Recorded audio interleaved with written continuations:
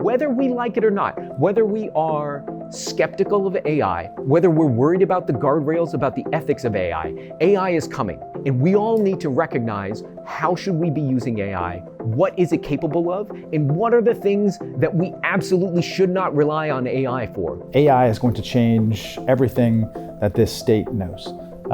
And we hope that that can be for the good. So our board of trustees said, we want you to be the partner of choice when it comes to artificial intelligence advancements in Kentucky. And as we've done before, we have exceptional partners this time, a powerful one, and that is Microsoft.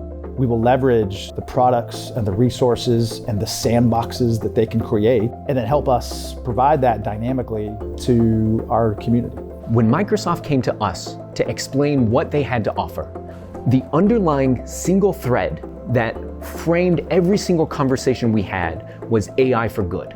That in each of our industries, education, the workforce, healthcare, how can we make it so that this technology is used to make everybody better? At UK Healthcare, one of the innovative ways we've partnered with Microsoft is the implementation of our ambient listening product. So the basic function of the ambient listening is that physician has a mobile device.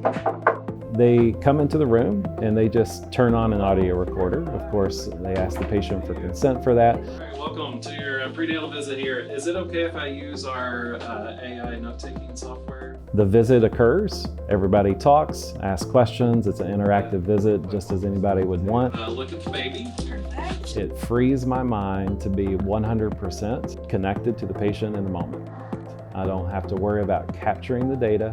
Sounds great. Ultimately, it saves a lot of administrative documentation time, and it saves them a lot of time in the room with the patient, not feeling like they have to take notes, be tied to the computer, typing while the patient's talking. And many of our clinicians have noticed that they feel they can have a more natural conversation with the patient. We'll see you again for another prenatal visit in around 2 weeks. After the visit's over, we turn the audio recording off, and within 5 seconds, by the time we go out and start our documentation, the Microsoft product has really synthesized that conversation, not really in a transcription, but a clinical note that makes sense to other clinicians.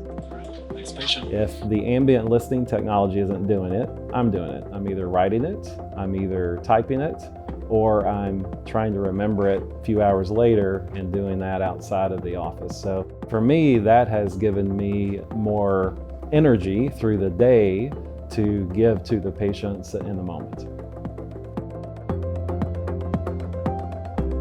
The Socratic Tutor is an amazing story because it truly was two students who were using AI to make themselves better students. And they were already very good students, but they found themselves so efficient that they were somewhat dismayed when they saw that the other 400 students in the undergraduate medical education program were not using AI. So our students developed a platform that provides one-on-one tutoring, adaptive precision tutoring that knows your strengths, your weaknesses. It understands all of the work that you've done up until this point and all of the things you need to do for this next block.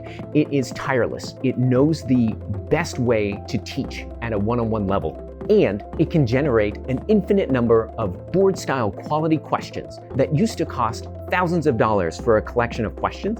It can generate them in a second. It just brings all of this into one place. And on the back end, I, as an educator, can see when students are doing well, when they're starting to fall apart, and how we can best intervene. And this is the kind of AI-powered insight that has never existed before. The Socratic Tutor gives me a way to provide precise medical education in a way that has just never existed, because I'm getting real-time data. As you're using these tools, I can see which students are engaging, which students are answering questions, when they start to drop off. And there's so much analytics behind that can power the way that we intervene, that not just am I making sure that we're creating better doctors, but that we're being better educators for our students.